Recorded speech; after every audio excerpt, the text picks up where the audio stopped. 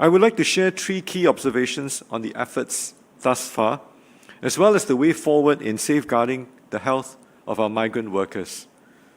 First, Singapore has been able to deal with COVID-19 in the migrant worker dormitories because of the fact that we were able to draw on the expertise as well as the resources of multiple stakeholders.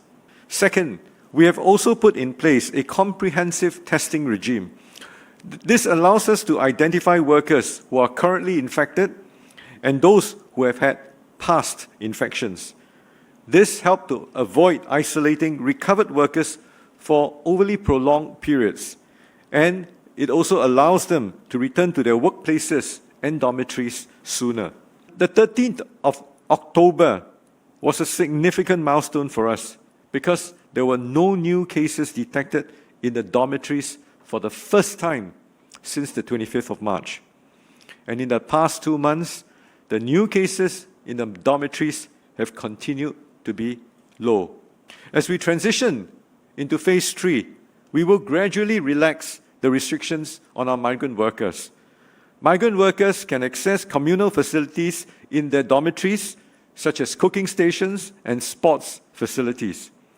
They can now visit recreational centers more often to access their daily needs, for example, to go to the barber or even for remittance of money back to their home country's services.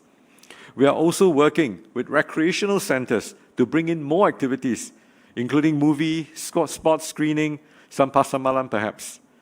We will also start a pilot scheme in the first quarter of 2021 with some dormitories to allow our migrant workers to access the community once a month.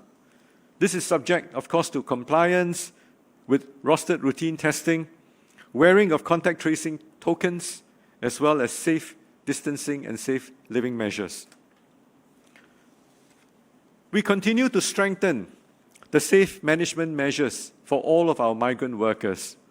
Migrant workers living in dormitories and working in the construction, marine, process sectors must wear their Blue Pass tokens so that in the event of a new infection, we will be able to very quickly isolate and quarantine a much smaller number of close contacts in order for us to reduce disruption to businesses. And we will continue to need employers' cooperation and support to ensure that their workers continue to go for rostered routine testing. If I may use an analogy, I think we have just reached base camp. The weeks, the months ahead, as we gradually ease these restrictions, we have to recognize that the crisis is far from over. I would like to end by a reminder that no one is really safe until all of us are safe.